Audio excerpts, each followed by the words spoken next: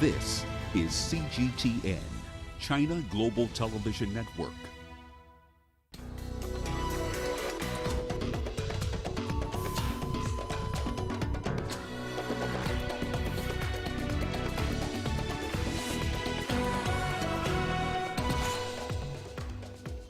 Joe Biden outlines his immediate priorities if his win of the U.S. presidency is confirmed.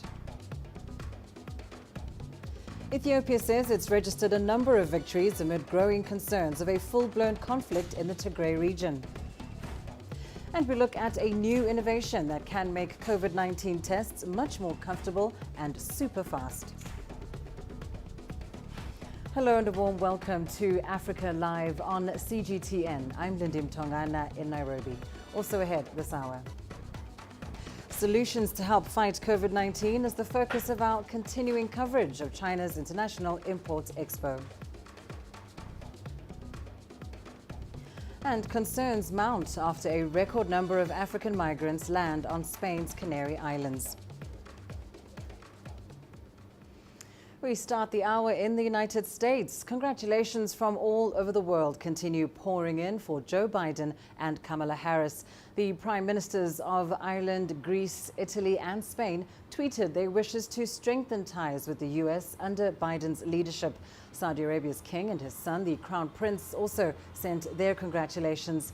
NATO's Secretary General Jens Stoltenberg says he looks forward to working with Biden, calling him a strong supporter of the alliance.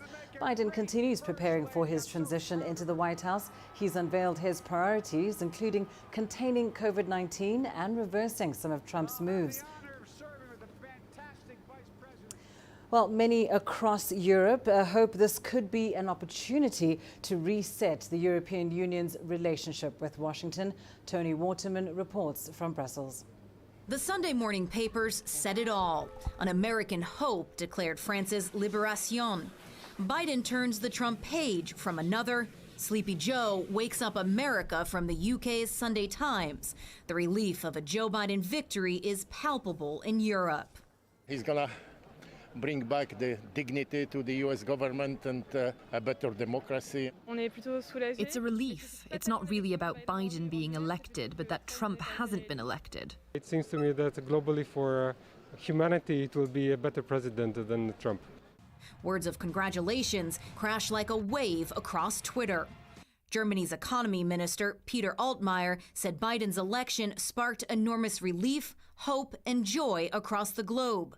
Chancellor Angela Merkel, often the target of Trump criticism, said in a statement that she looked forward to future cooperation with President Biden, calling the transatlantic relationship irreplaceable. That sentiment was shared by French President Emmanuel Macron, whose failed bromance with President Trump culminated in tariffs on $1.3 billion worth of French goods. He tweeted, "We have a lot to do to overcome today's challenges. Let's work together." That work could start as soon as this week, when Biden and Macron are expected to speak on the phone. Many in Europe see Biden's victory as an opportunity to hit the reset button on the frayed transatlantic relationship. Trump has often bewildered EU leaders by his chaotic and protectionist tendencies, pulling the U.S. out of the Paris Climate Accord, the Iran nuclear deal, and threatening to exit the WHO in the middle of a global pandemic. The COVID-19 pandemic is the first time that Europe and the United States face a global challenge without a common vision. This makes our efforts and our responses less effective. However, it's not only the pandemic that calls for a stronger and more concentrated relationship. A transatlanticist at heart, Joe Biden is expected to help mend the rift, pledging to rejoin the Paris Climate Accord and re-engage with Iran. A Biden presidency won't be a return to the good old days because Donald Trump has transformed American politics. In this election, while a victory for democracy has shown just how deeply divided the U.S. remains, it leaves Europe hopeful in the short term, but suggests a more independent relationship with the continent's oldest ally in the longer term. Tony Waterman, CGTN, Brussels. President Donald Trump, meanwhile, returned to the White House after a round of golf on Sunday, as his allies made one thing clear: he does not plan to concede anytime soon. CGTN's Nathan King reports.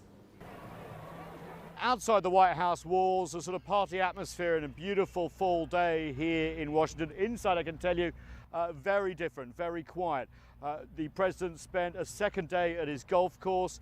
Coming back, no announcements from him, but we did get a couple of tweets. Let me just read you one, because essentially, publicly at least, he's still not backing down. We believe these people are thieves, he says. The big city machines are corrupt. This was a stolen election. Best pollster in Britain wrote this morning that this is clearly a stolen election. It's impossible to imagine that Biden outran Obama in some of these states. Well, obviously that was flagged by Twitter as having falsehoods in it.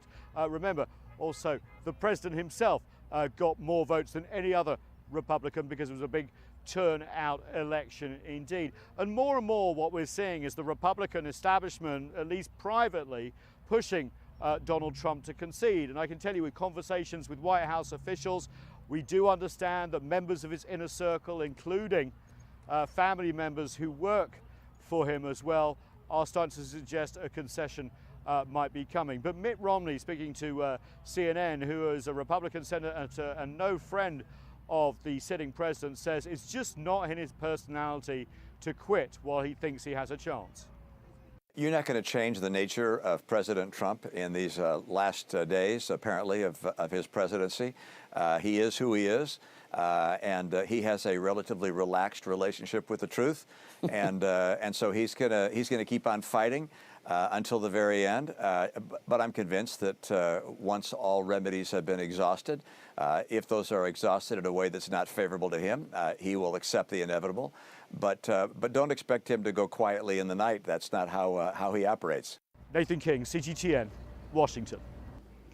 And turning to the coronavirus pandemic now, the number of COVID-19 cases around the world has topped 50 million.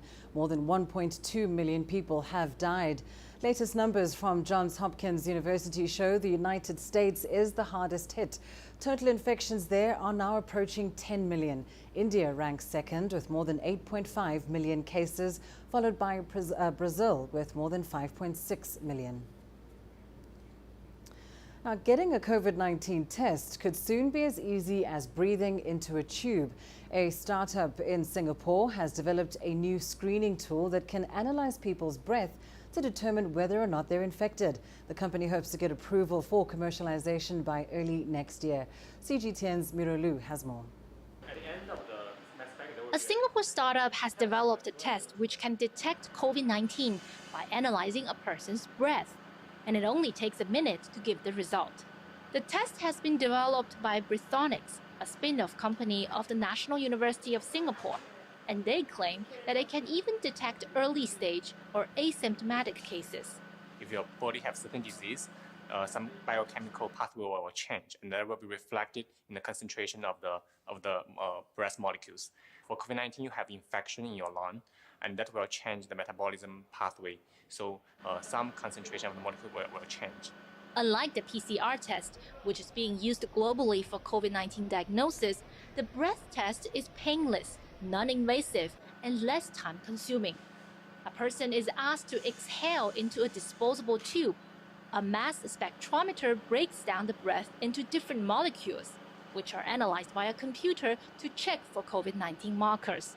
Britonics says that the speed and ease of testing could make their device an excellent first-level screening tool and reduce the strain on PCR tests. Our machine will mainly be deployed at the high-traffic scenarios like the airport, the shopping malls, conventional centers, the train stations, the border checkpoints, etc. Temperature screening actually cannot identify early-stage COVID-19 patients, and some are just asymptomatic. For our test, it can be used at similar situation of temperature screening. However, we won't see this machine deployed this year. The company recently concluded its first clinical trial with Singapore's National Centre for Infectious Diseases, where it saw more than 90% accuracy in 180 patients. It is now working with the medical authorities to expand the trial and hopes to get regulatory approval for commercialization by the first quarter of next year. The screening tools such as the antigen and the breath test will complement the PCR swab test, which is still considered the gold standard for COVID diagnosis. The success of rapid testing, though, will be crucial as Singapore gradually opens its borders and slowly resumes more economic activities. Meryl Lu, CGTN, Singapore. Well, time now for a short break. Here's what's still ahead on the program. Coming up, Ethiopia says it's registered a number of victories amid growing concerns of a full-blown conflict in the Tigray region. And concerns mount after a record number of African migrants land on Spain's Canary Islands.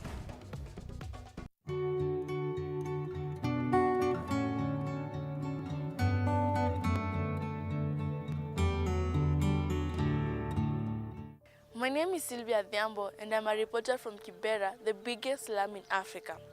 Since COVID-19 hit Kenya, me and my fellow student journalists have been reporting on life here during the pandemic. Life has been tough. With the rising unemployment, many families have struggled to put food on the table. But one light has been the mothers in Kibera, who have managed to support their children and community, no matter the challenges we face. For CGTN Africa, we bring you the stories of these women, Kibera's inspirational mothers.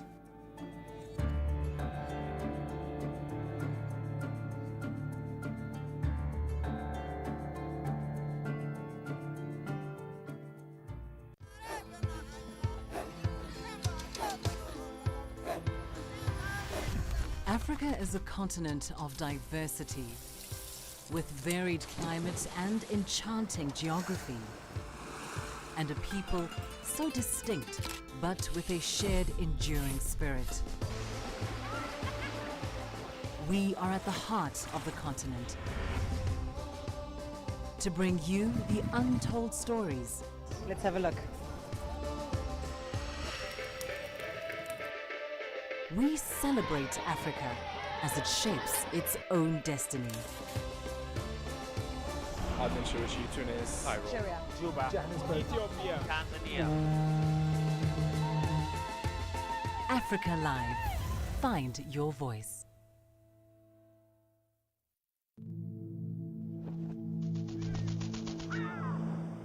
How will your world change today? What happens here? What happens there? Or what you make happen for yourself. If it matters to you, it matters to us too. Your stories are the stories that need to be told. Africa Live. Find your voice. I try to not let it affect me, but there are days when it does. I'm a human being, and to see patients in a hospital bed and their family members are not there, there's no one there to hold their hand, that human touch, you know?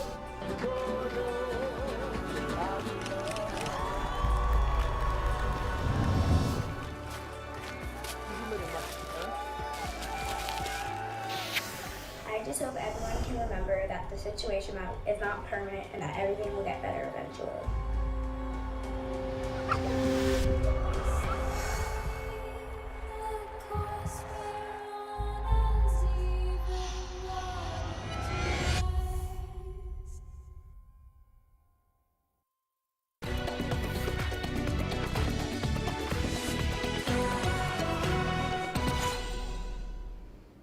Today marks the 6th day since Ethiopia's army began its offensive against the Tigray regional force. Experts have voiced concern about the military operation, saying it could break Ethiopia apart. Civil conflict broke out in the Tigray region after the federal government accused regional authorities of attacking a military base. Tigrayan officials denied the claim. Major General Mohammed Tassema from the Ethiopian National Defense Force said several victories have now been registered on different battle fronts. He assured that the mission will be over sooner than expected. The war is between extremist TPLF group and the people of Ethiopia. That group wants to give the sovereignty of the country to foreign enemies, and they want to hold power through force. We are defeating them in every front, and we are working to finish the job without significantly harming the people of Tigray. We are hitting the enemy by abiding all basic infrastructural areas, and we will bring those behind this furor into justice in no time. Well, here is CGTN's Girum Chala with more on those developments in Ethiopia. Abiy Ahmed's move of assigning new leadership into top government posts was simply unexpected. And according to official government communication, former army chief Adam Mohammed is now replaced by his deputy Brahanu Jula. Demelash Gabra Mikhail, the head of intelligence, is replaced by Temesgen Turune, the outgoing Amhara regional state's president. And Demeka Mekonnen, deputy prime minister of the country, will now add the post of foreign minister as part of his duty.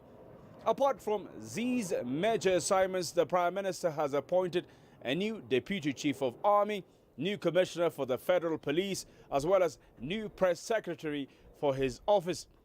The office of the prime minister says these assignments are part of the prime minister's strategic moves to better govern the nation.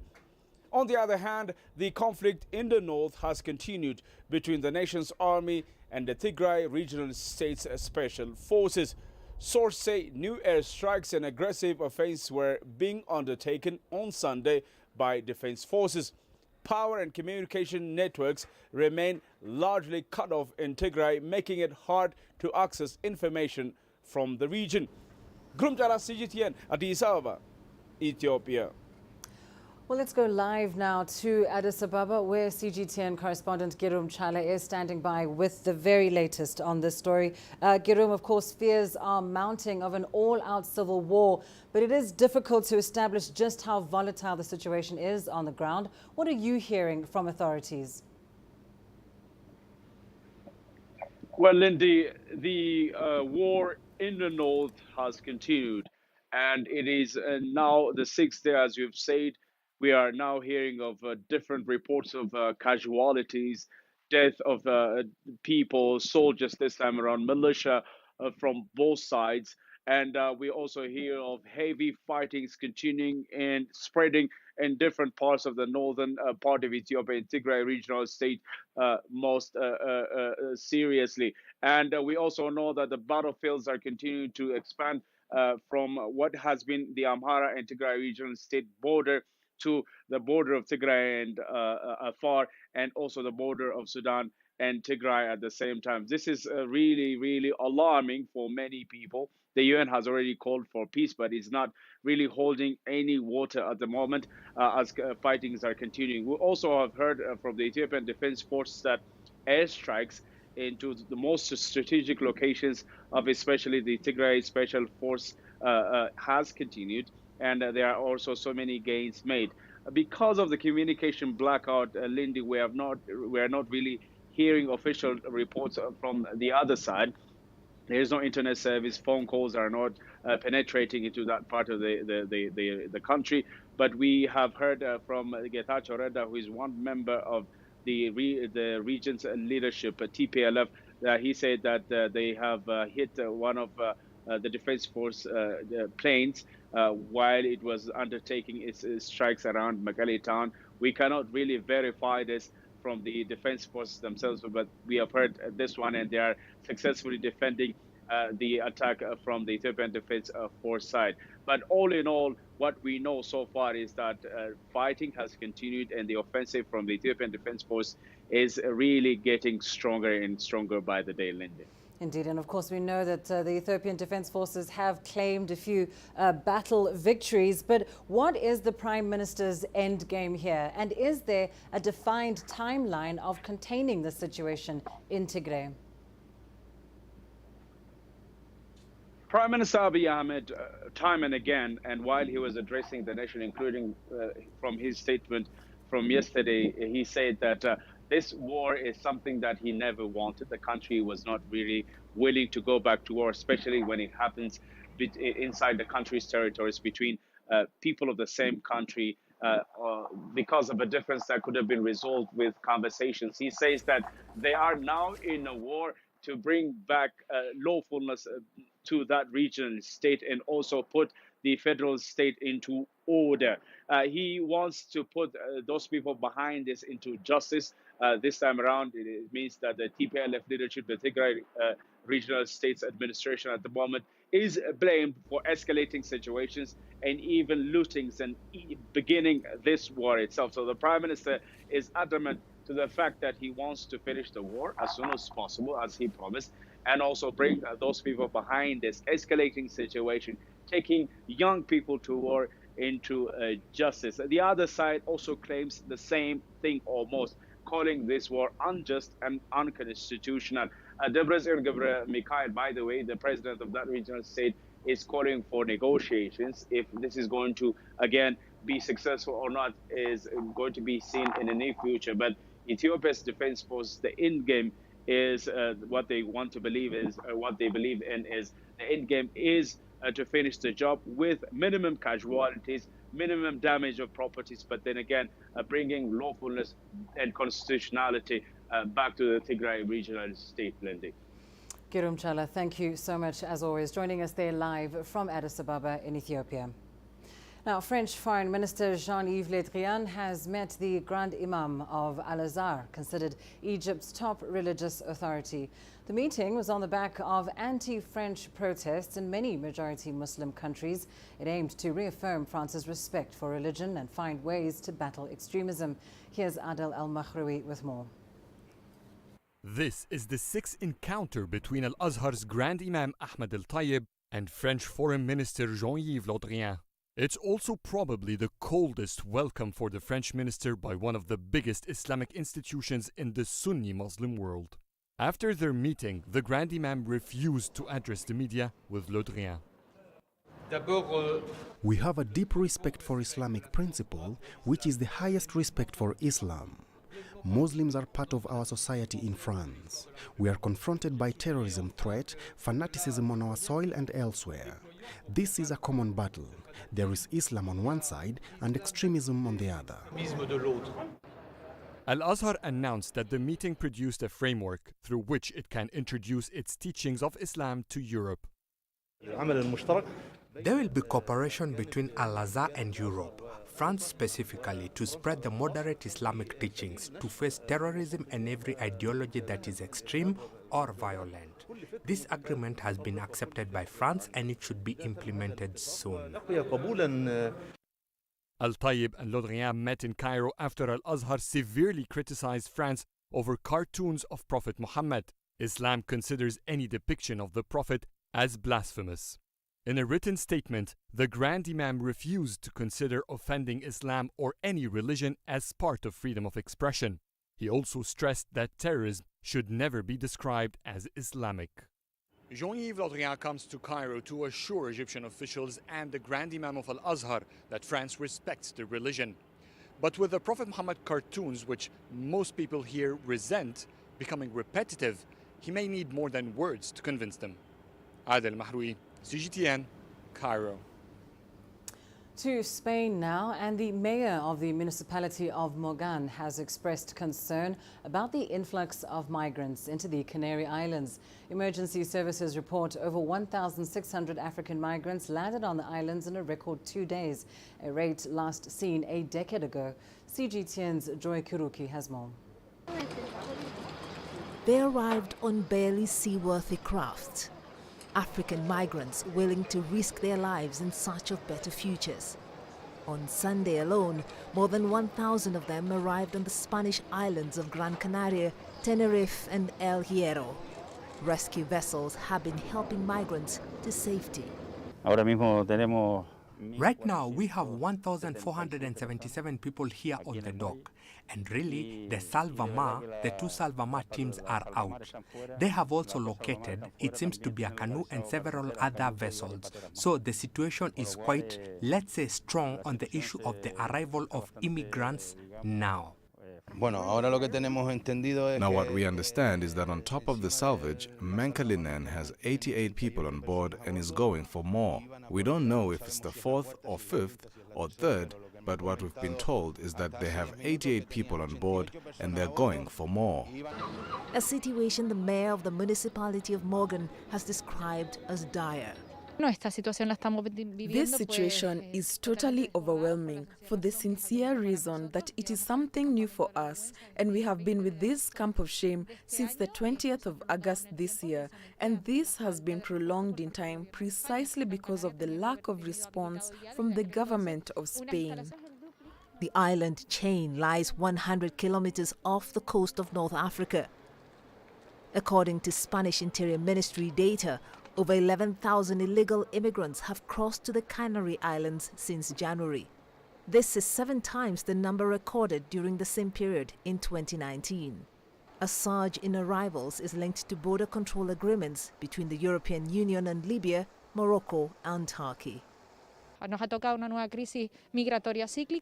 Well, we know that this is a temporary measure. We know that another of the actions that the Spanish government has to take is precisely to repatriate them or to show them territorial and European solidarity. But under no circumstance can they stay in the Canary Islands. In other words, the world is like this, and it has to be organized and orderly. And in this case, the European Union must respond to the countries of origin. Calls have intensified to have all immigrants who do not qualify for refugee status repatriated. Joy Kiruki Juma, CGTN. To China now. It's been 30 years since an economic zone was established in Shanghai's Pudong area. The move sparked a radical transformation, turning an area of farms into glittering skyscrapers and a major driving force for China's development. Gao Yiming has more from the Pudong new area.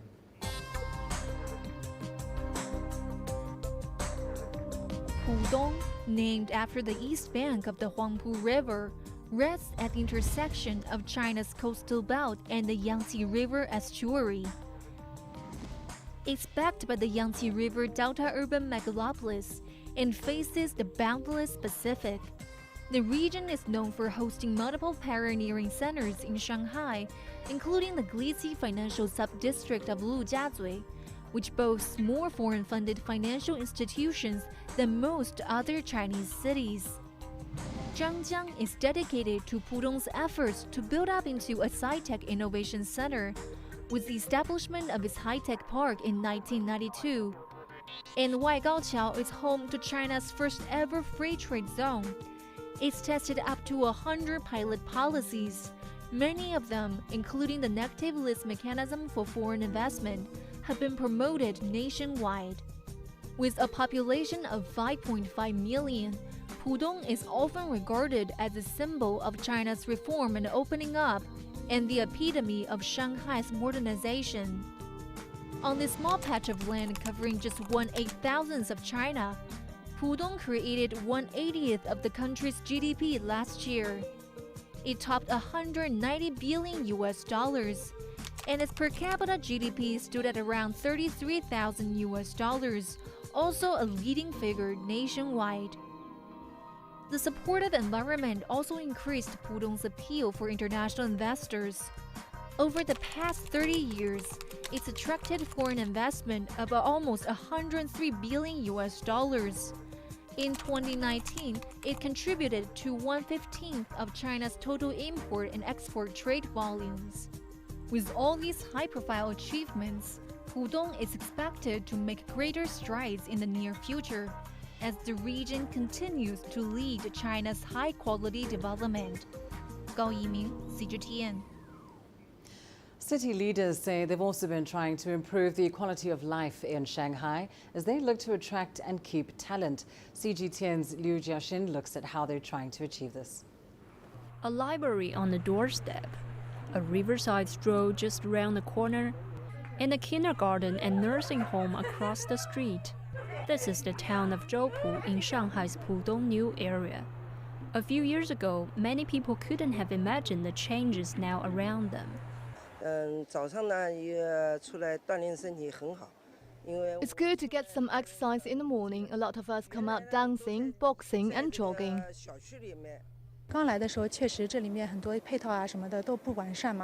It's true that many of the facilities here were not perfect when we first came, but we pretty much have everything now within just 15 minutes.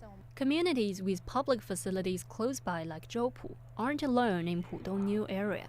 Instead of forcing people to look for places to live based on existing facilities, Pudong officials say they build what residents need in their neighborhoods. Given the different groups in the community, we provide facilities more suited to their conditions. In communities with more elderly people, we give them more nursing homes and elderly care services. In places with more young people, we can help take care of their children when both parents have work to do. With improvements to public facilities along with life quality, the permanent resident population of Pudong new area now exceeds 5.5 million, ranking first in Shanghai. The old Shanghai saying, people would rather have a bed in Puxi than a suite in Pudong, seems out of touch with the changing pace of this new area. Liu Jiaxin, CGTN, Shanghai.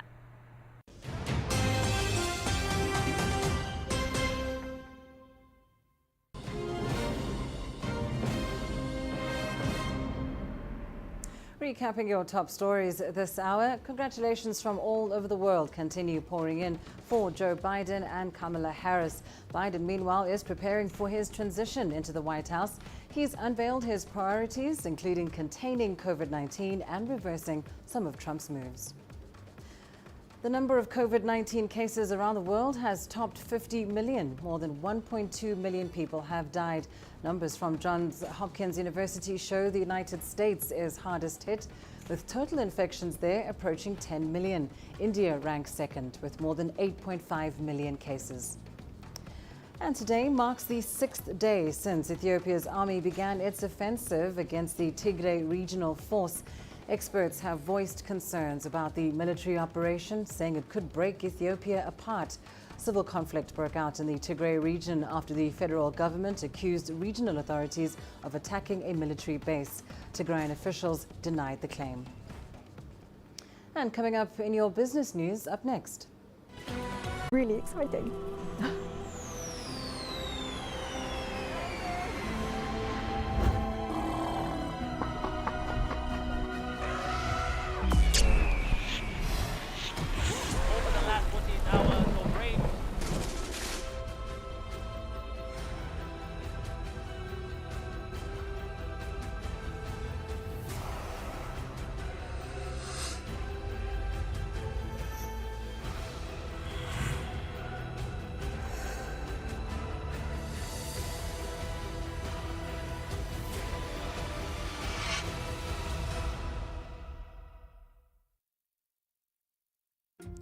Africa is the nexus of enterprise, and global business will tell you why it matters. From the mega investment projects to multi-billion-dollar mergers and acquisitions. Africa today collects, just in terms of revenues from taxes alone, $545 billion a year. If you take 10% of that and you devote it to the energy sector, problem solved. All this on Global Business, weekdays at this time on CGTN.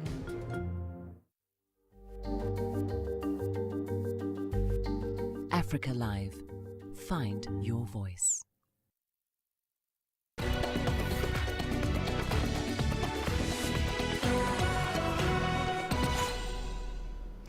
We start your business news in Shanghai with the latest from China's annual International Import Expo.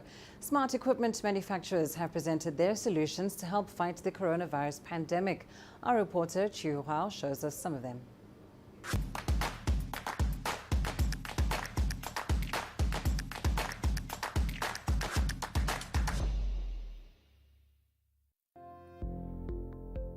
Ping-pong robots, smart assembly lines, and robotic arms. This is the high-tech equipment pavilion, a world of dazzling gadgets and futuristic scenes. Every year, the high-tech equipment pavilion attracts the biggest audience at the CIIE. Machines, gadgets, robots, it provides us with a glimpse into what the future holds. But this year, many exhibitors have pivoted their focus onto smart healthcare. The reason is obvious. We're still stuck in the COVID-19 pandemic. Swiss company ABB has brought its new robotics lab system to the fair. Known as RAVE, the system automates sample testing. Taking over the job of laboratory workers, it can process close to 4,000 samples a day. This could provide a big boost for COVID-19 testing. Replace the manual procedures in the laboratory and the medical centers. So then basically, in a situation like COVID-19, very safe for the medical staff. They no need to touch any about the virus personally. But testing alone is not enough to combat the pandemic. Social distancing is another key factor. Infineon, a German semiconductor maker, is contributing in this area, helping buildings, restaurants, and other public places to better monitor the flow of people. The core technology is the radar chip and algorithm that make tallying a lot more convenient. Like facial recognition, our radar system does not collect such sensitive data. That means the privacy of those who enter the facility will be protected. And 5G can make a difference as well. Finnish telecom company Nokia is partnering with Chinese hospitals to provide the most timely high-quality diagnostics. One project is 5G-connected ambulances, which will be able to provide high-quality video streaming so that patients can get diagnostics the moment they're picked up. Well, I mean, 5G is really a game changer. Obviously, in fighting the pandemic, you don't necessarily need remote surgery for that. But of course, fast response time, fast diagnostics are very important.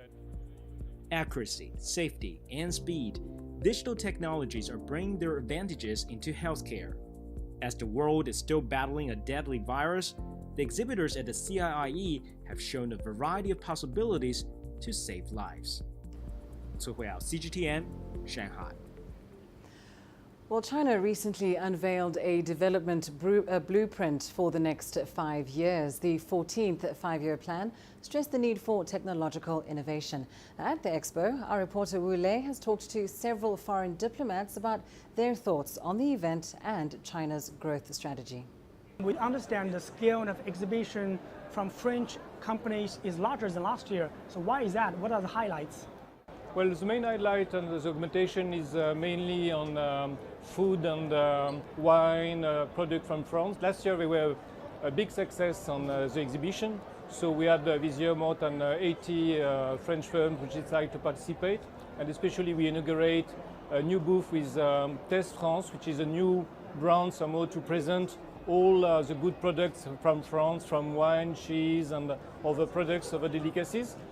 So that's one of the reasons of the growth. And we want to show that these products are adapted to the Chinese consumers' desires and needs, especially on quality, safety, and so we hope it will be a good success. What's important for Denmark is a small country. We are very small and open to business. We live from trade with other nations, so we are firm believers in globalization and free trade. And I'm sure that China will do the same. I'm sure that China will remain open to the world in terms of trade. That's very important for Denmark. It's very important for the world if we have to get the wheels back in motion and leave this tragic of the pandemic, that we need to trade and we need to continue to focus on our trade. And I'm sure and I hope that China will keep on following this track, and I think that CIIE is a proof of that. What opportunities and cooperation have been brought about by China's double development dynamic strategy outlined in the 14th five-year plan? Well, this five-year plan is of deep interest because it's not only shows a roadmap for China's development, it actually presents a roadmap for opportunities for neighboring countries, including the Philippines, as well as the other economic partners of China, on how to participate in this growth path. And so we consider it as an important roadmap, not only for China, but also for the region and for the world. How do you evaluate China's plans to eradicate extreme poverty and build a moderately prosperous society? You see, China, you're already able to eliminate absolute poverty. by the end of this year or shortly thereafter, the Philippines were still in double digits in terms of poverty alleviation. We're still around between 16 to 20%. So it is a source of inspiration for us that it can be done, but we have to learn China's strategy, the best practices China adopted in terms of targeted poverty alleviation, not a formula that's applicable to all, but targeted for the regions that's still. So this, for us, is a very important lesson, how to learn from the Chinese experience. China has continued to open up and expand imports by promoting the rapid development of the digital economy and cross-border e-commerce. This is making China an attractive global brand market for overseas companies. Shushin Chen has more. The China International Import Expo is one of the world's largest trade fairs that has offered a big stage for overseas brands, and more Chinese online companies have taken the fast lane to introduce more goods to the market. The online economy has given us consumers more choices. As the e-commerce market in China is set to expand long-term, new shopping platforms like live streaming apps are growing. Consumers can have clear views of these products they want to buy. Under the pandemic, overseas consumer markets have been plagued by growth, and the cross-border e-commerce has paved the way for them to enter China. The transition from products from the booth to the online shopping cart is getting faster and faster. But because of COVID, the real implications and real benefits of that free trade agreement has not been yet explored. Recently, the e-commerce has been, gathered more importance than any other things. Due to the COVID restriction movements, people are not willing to go out, and there are many restrictions, so people are preferring to buy online. Cross-border e-commerce is expected to play a bigger role in revitalizing foreign trade. Accelerating the digitalization can help the small and medium-sized enterprises to step out the outbreak effect of COVID-19 on trade activities. Cross-border e-commerce is an important way for us to publish new products. We can meet the demand of the Chinese market and the preference of the customers on this new product. Analysts say Chinese enterprises should focus on product quality and maintain its global market shares as well as the international supply chain to promote exports. Xu Xinchen, CGTN, Shanghai. We look now at an eco-park that's causing much excitement in the Ethiopian capital after the break.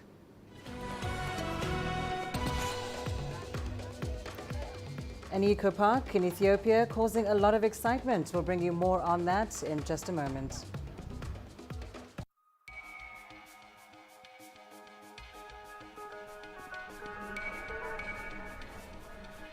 You're watching breaking news on CGTN.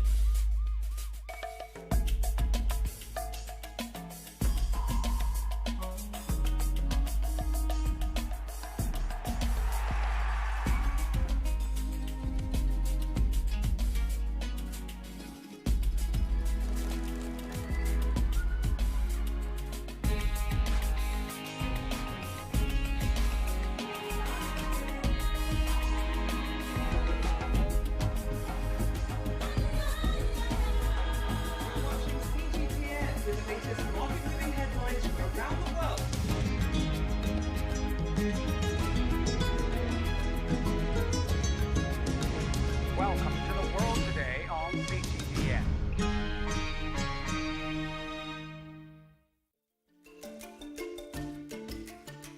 Africa Live. Find your voice.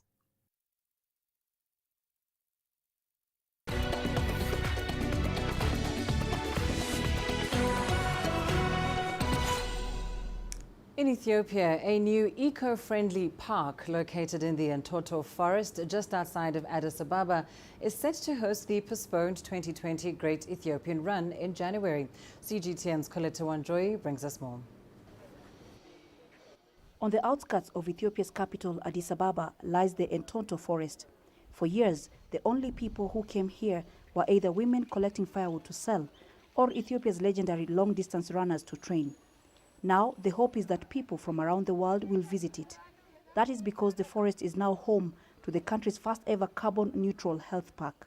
No vehicle with diesel and carbon emission will be allowed in that area. So that is a different one, a health park.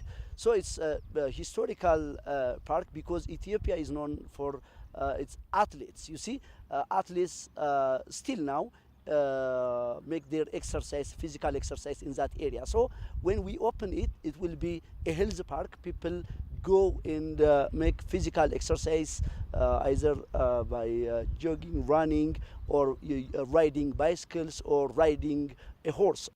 The multipurpose park was built mostly with local materials and includes indoor and outdoor centers for physical activities. It also has a library, restaurants, fountains, walkways, and bicycles and scooter lanes. I'm standing on top of what they call the suspended restaurant. They call it so because it has been constructed on top of literary space. There's just a river, a small river that passes underneath. And from here we can get an idea of how vast the Entonto forest is. And the forest is located at close to 3,000 meters above sea level. This is part of the Sheger River project, an initiative by Ethiopia's Prime Minister Abiy Ahmed to develop natural areas and in the process clean up rivers and create thousands of new jobs. These projects, this area, the hotels and the areas where buildings are developed are selected in